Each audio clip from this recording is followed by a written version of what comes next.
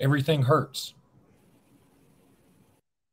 Locked On Bama, your daily podcast on the Alabama Crimson Tide. Part of the Locked On Podcast Network, your team every day.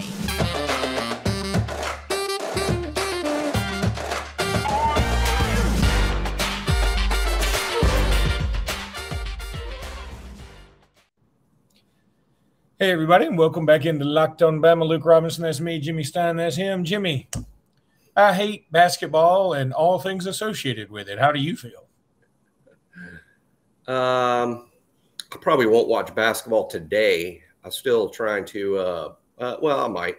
It's tonight. I'm going to do some Alabama baseball today. So, that was tough. In the end, you had said something. You said about, it's in your DNA a little bit when people are like, well, these guys, they've never been a part of Alabama's Sweet 16 disasters. They weren't even alive for that. Well, I think it's in your DNA to some extent. We're now 1-9 in Sweet 16 games. It's like a wall that Alabama's only been able to clear one time, and you can't help but think this, Luke. I think Nate Oates is going to get past the Sweet 16 at Alabama. I really do believe that. But it might not be with the number one overall seed. Nate's teams, the type of style he coaches, one year Alabama might sneak in the tournament as an 11 and then get hot. Be a three-point shooting machine that doesn't miss all the way to the Elite Eight or even the Final Four, because that's the type of style that he coaches, and you have to be hot at the right time. And boy, that three-point shooting was abysmal. We need to give San Diego State credit, because this is what they do. I mean, they're good at forcing teams into bad shooting nights because they're so good defensively. Sometimes it seemed to me, Luke, they had 6 guys on the court because it was hard to get an open shot at the perimeter, and all of the shots at the basket were contested. And just give them credit for that. We didn't do enough to overcome their really good defensive effort. I had the same thought you did last night. Actually, I was flying into Phoenix. I'm in Phoenix. That's why I look a mess right now, because our time difference is pretty significant right now. And but this is the only time I had to do the podcast. And I felt like we needed to do a reaction pod since I couldn't do one last night. But I had the thought, I was on the plane. So I know some people hate it when I tell a story, but I'm getting on the plane and I look at my wife. I'm like, man, if we didn't have Wi-Fi on this plane, I'd be so mad. I can't, because we'd take a plane, fly to Houston, then fly to Phoenix. We get on the plane. They're like, yeah, everybody get comfortable. Now the Wi-Fi is down. I'm like, I had no idea what was happening, what the score was, anything. Until about 17 minutes ago in the second half, we finally start getting into range where I can pull it up on my phone. That was weird that your phone goes off as soon as I mentioned the phone. How about that? Anyway, so and then we go on that 9-0 run, and I'm like, whew. And then they call a timeout, and I still can't watch the game at this point. All I'm seeing is Alabama dribble out of bounds, Alabama turnover, Alabama missed shot. And meanwhile, San Diego State, who's not a good shooting team, they start hitting things. And when they got up 3, it felt like it might as well be 18. They were Tennessee plus yesterday. I don't think they're better than Tennessee overall. I think Tennessee's got better players, but Tennessee doesn't have anybody that can shoot. These guys at least can shoot at some point. They shot well last night, for them. And meanwhile, we go 3 of 27 from beyond the arc, which is criminally obscene. I don't even know how we did that, but I did have the thought, just like you, like while the game was right towards the end, I was like, we're going to break through one day, but it's not going to be as a 1 seed. That's not us. We got to break through. We're going to have to do something like, a UConn 7 or 8 seed that slides all the way to the Final Four. That's what we're going to have to do. Or a Michigan State like this year that, frankly, should have probably beaten Kansas State, but they didn't. And they could have made it at least to Elite Eight as a 7.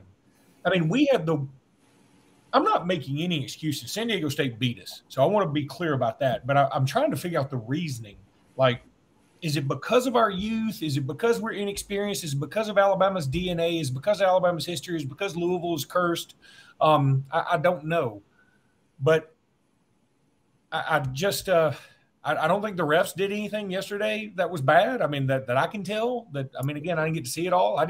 Yeah, they played a little rougher, but see, I think that's part of being in the tournament is you do have to learn to play different styles in the tournament. That making it to the Final Four is not just are you a really good team. It's you got to have everything. You got to have luck. You got to have a good draw. You got to be hot at the right time. You got to play defense at the right time. You got to do all those things. And we just didn't do several things good last night. Yeah, I'm not using this as an excuse, but I can't help but think of this. Brandon Miller was – you have to have your best player play well, and Brandon was really bad. I mean, that's – if we're going to say all season he was awesome when he was awesome, then we got to say he was bad when he was bad. And Brandon was really bad. I can't help but think it's the groin to an extent because I wouldn't even mention it. But we have to remember that just 2 games ago, which was just literally, 5-6 days ago, 1 week ago, he scored no points against Texas A&M Corpus Christi. No points. And now has a 3 of 19 or 3 of 20 shooting night. And since it's twice in 3 games, I do think some of the off-the-court stuff was wearing on him. I'm sure that's true. But I also know that he had a groin injury, and his own coach said before the game on the TBS broadcast, it was probably 80%. I think that had a significant impact on Brandon's game. And again, because it's 2 games, I bring it up. And I think it's weird or not weird. I think it might be the explanation for Brandon, or at least a big part of it. And part of it's San Diego State and their outstanding defense. Javon Quinterly was really bad. He didn't play well. That's just a fact. We didn't get significant contributions from enough people. I thought Noah Gurley played pretty good. He had to play extended minutes because Clowney had foul trouble, and Gurley did fairly well. A lot of them stepped up and made a play here and there. There was a point in time Alabama took control of the game and went up by 9, and it felt like, well, Alabama's figured it out, and they've had a good second half, and they're going to win this game. And right when Alabama went up by 9, complete collapse across the board, defensively, offensively, and again, just a horrible shooting night. So, hey, I was said, somebody asked me in some show somewhere, I can't even remember when now, about 2 weeks ago, somebody asked, okay, let's say Alabama loses earlier in this tournament than you believe than everyone believes. If Alabama loses early, why did they lose early? And my answer to that was because they turned over the ball too many times and had a poor shooting night. And hey, these things have happened to this team all year long. That's why I had that answer, is because those things have haunted Alabama. And I think ultimately those 2 was what really buried Alabama last night. But, you play an elite defensive team like San Diego State. What are they going to do? They're going to force turnovers and contest every. Alabama lost. Now it's just they'll wait till next year. We can't hear you, probably because you're in Phoenix. Probably because you're in Phoenix. Who could hear it? I mean, he's in Phoenix. How can we ever expect to hear him? We shouldn't have expected to hear him. That is true. It's a long way. And I was muted. Dang it. Oh, I'm trying to get this off without a hitch, and I can't do it. But regardless. All right. Let me tell everybody about FanDuel. The tournament is heating up, for some of y'all, and there's no better place to get in on the action than FanDuel, America's #1 sports book. That's because right now FanDuel is giving new customers a no-sweat first bet up to $1,000. That's up to $1,000 back in bonus bets if your first bet doesn't win. Just go to FanDuel.com/lockedon and sign in today to claim your no-sweat first bet. Then you can wager on everything from the money line to point spreads to which team will be cutting down the nets. all on an app that's safe, secure, and super easy to use. So don't miss your shot at a no-sweat first bet up to $1,000 when you join FanDuel today. Just go to FanDuel.com/lockedon to sign up. That's FanDuel.com/lockedon. Make every moment more with FanDuel. Let's talk a little bit about some of the stars from last night, and not stars. I'm talking about stars in a general sense, not stars from last night. Again, I didn't get to see all the game because I was on a plane, but the last little bit I saw, and I've been doing nothing but singing JQ's praises. It looked to me like he played one of his worst games. And I don't know about the statistics side of it, although I'm pulling that up right this minute. Because I really hadn't been focusing on that. I've really been too down to even be worried about it. I mean, he ended up with 10 points more than Miller. He had 3 assists and 3 rebounds. Okay, that's not awful, but he was 4 of 13 from the field, 1 of 3 from beyond the arc, only 1 of 3 from the free throw line. That one miss certainly seemed to be big when it happened. The other thing he did on that 4 of 13 from the field, I bet you those other 9 shots were blocked. I mean, every time he drove, and it's like he had it in his mind, I'm taking this to the basket. Now, I appreciate that. I appreciate a aggressive guard who's like, I'm getting to the basket. But you have to finish it. You have to at least get it off the backboard, because when they block it either straight up in the air or back towards you, they're going to get the ball. So, yeah, I mean, I saw at least 3 or 4 blocks in the little bit that I watched where he was trying to finesse his way to the rim. And that just wasn't going to happen against that bunch of guys. I mean, those dudes are dudes, and they like to block shots. They had a bunch of sort of Roy Rogers on steroids looking dudes in there. You know, like that's what they want to do is block your shot. I can't do much else, but please drive in here and let me block your shot. And Javon Quinterly seemed to oblige. Yeah, we didn't seem to have a good night driving the paint and kicking it out. I mean, there weren't a lot of open looks, but you would think if you drove the paint and kicked it out, you would get some open looks. We didn't seem to have a good night doing that. It seemed that all the drives to the paint were just ending in contested and blocked shots that just didn't go in. And Alabama missed a ton of shots at the rim because of, again, San Diego State's defense. Sometimes it just felt like they had 6 guys on the court. Like, how can they defend the perimeter and the basket both so well? And they did. Very athletic, very physical. That style had given Alabama some issues in some games. It was reminiscent of the Tennessee loss in Knoxville, reminiscent of the Oklahoma loss in Norman, reminiscent of the Texas A&M loss in College Station, where Alabama just couldn't score because of physicality and couldn't make up for it outside the arc. And defensively, Alabama played pretty well for most of the game. Now, there was a collapse at the end, but most of the game, Alabama played really well defensively, particularly the first half. But boy, when San Diego State could sense they could really beat Alabama, that's when they couldn't miss. They could not miss. Their confidence grew as soon as they looked up at the clock and like, hey, we really might do this. It felt like they didn't miss from that point forward. Just real unfortunate. But now let's see what happens with the roster. I'm excited about the potential of next year's team. Some things about next year's team really excites me, and I'm really looking forward to that, Luke. I think in terms of what we know, there's 3 decisions. One looks foregone. Let's see. The foregone thing seems to be Brandon Miller headed to the NBA. Who can blame him if he's going to be a top 5 pick? I get it. Good luck, Brandon, and thanks for your season of greatness, even if it was marred at the end. Now, JQ and Clowney, I think, are interesting. They could return. I won't be absolutely floored if that happens. My guess is Noah Clowney enters the NBA draft process without hiring an agent and sort of sees where his stock is with the NBA. And if he's a first-round pick, he'll stay in the draft. And if he's not a first-round pick, he'll come back. JQ's not an NBA prospect, in my opinion. I don't think he can play in the NBA. Hey, prove me wrong. If you prove me wrong, I'll buy your jersey. I'll be so excited for you. and so excited to have another alum in the NBA. So I'm just saying that my sports opinion is that JQ won't make an NBA roster, and his professional basketball will probably be overseas or in the G League. And for that reason, I do think JQ could come back. He would just be an older player at 25 years old. And a lot of 25-year-olds don't care to play college sports. Some do. So he might. And NIL makes a big difference.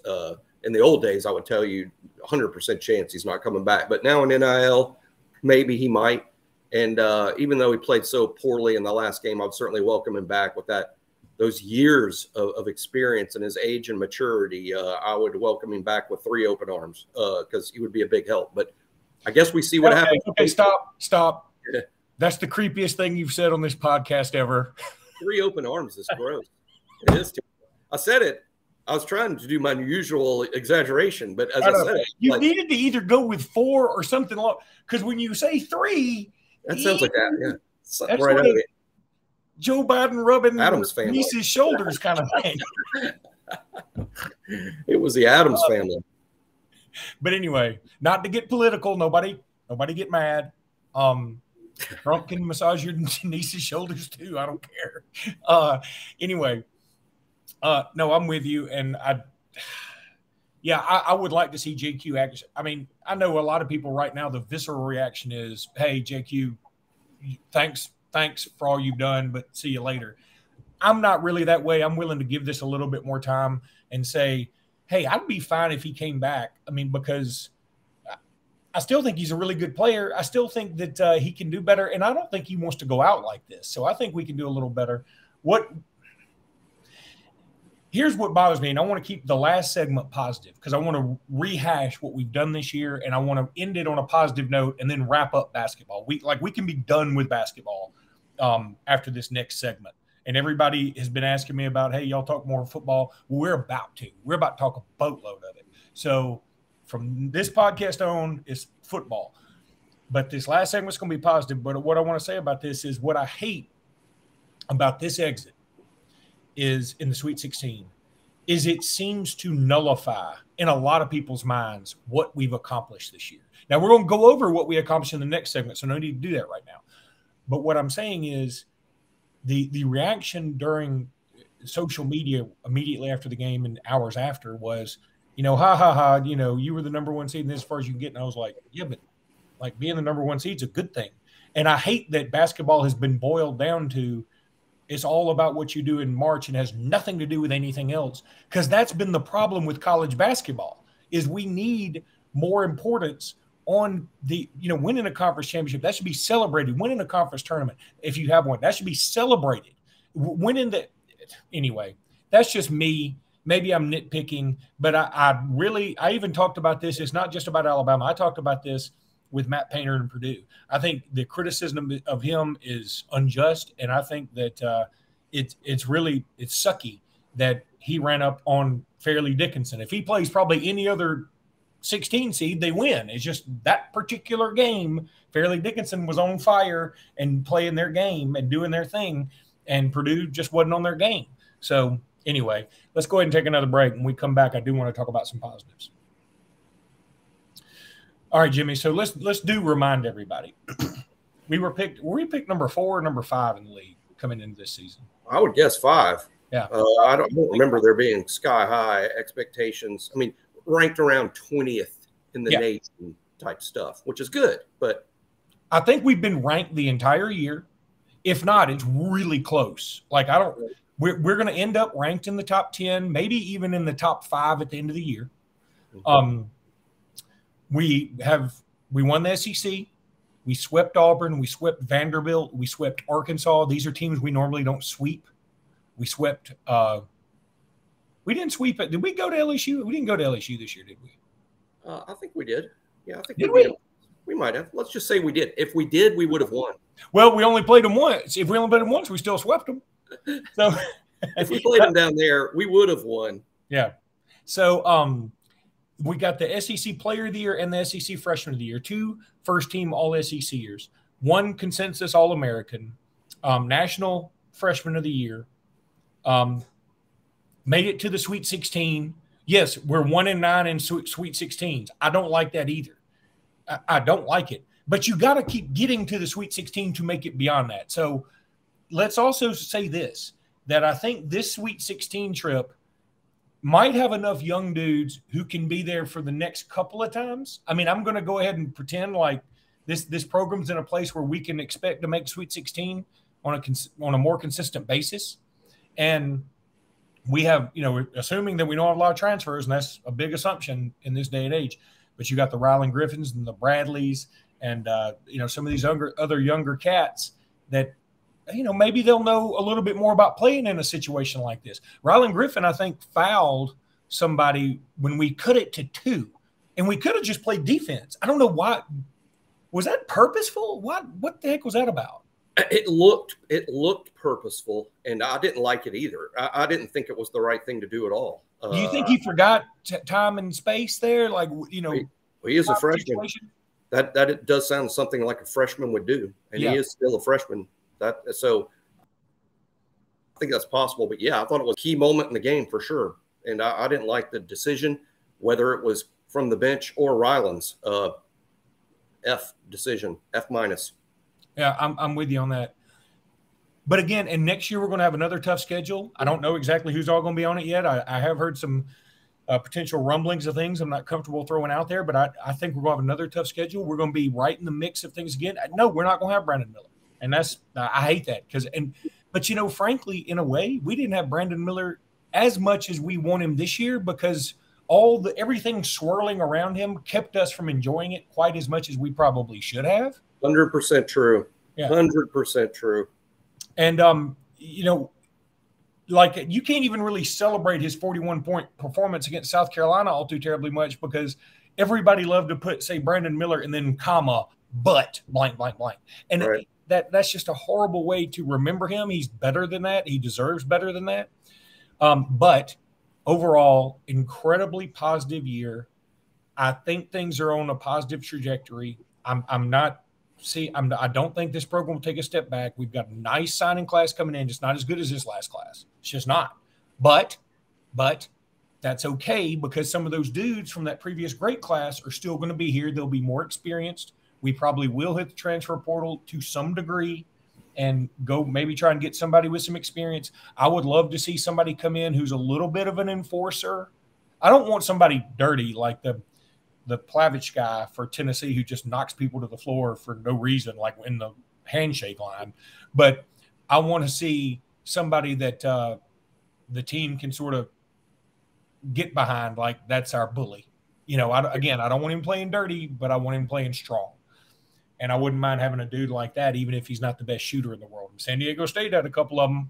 We can use one. So I think if the primary inside guys next year end up being, if the primary guys that play the most minutes inside are Pringle and Bediako, I wouldn't say that it's going to live up to what you just said you would like to see, but I think it'd be close. I think that would be a physical tandem next season. Pretty physical. The most physical, probably not. Pretty physical, definitely. They're not mean enough, though. And again, I'm not meaning this as a criticism at them. I'm just saying what they are. Sort of like JQ isn't strong enough to take it to the rack against San Diego State the way he wanted to, and that kept being proven over and over again. Mark Sears is, but Mark Sears probably didn't have the handles to get into that position that JQ did. So we needed a combination of them. But here's the thing about Pringle and Bediako to me. I think Bediako is intimidating in the sense that he will alter your shots. He is not intimidating like if you saw him on the street, you're like, oh, I'm immediately scared of that dude. You probably think, oh, he's pretty skinny. Nick Pringle attacks the rim as if he wants to rip the backboard apart, but he's such a sort of a funny, he's kind of charismatic. He's always smiling. He's sort of a laughy guy. Instead, I need somebody who takes offense to very small things. Like I want a guy from the other team to go, hey, good game. He's going to go, what you say? Had a great game. That's what I want him to do. Well, we could just find a guy that does that. I don't know. He'd be good at basketball. Yeah, not even on the court. He just walks around in like a jersey that's not even an Alabama jersey. It's like a Brooklyn Nets jersey. He's like on the floor going, I wish you would say something. I'll come out there when it's perfectly legal. Maybe Nate Oates can go to mugshots.com and look for somebody who's just mean. 5-star mean. That's pretty good. All right. Well, that's going to do it for today's podcast. Look, we're wrapping basketball up, guys, and I hate it, but it was a great year. It was a good run. And, I hate the way it ended, but overall, I think you have to take a bird's eye view of this thing and be happy. So we'll be back with more football tomorrow. Until then, roll tide, everybody. Roll tide.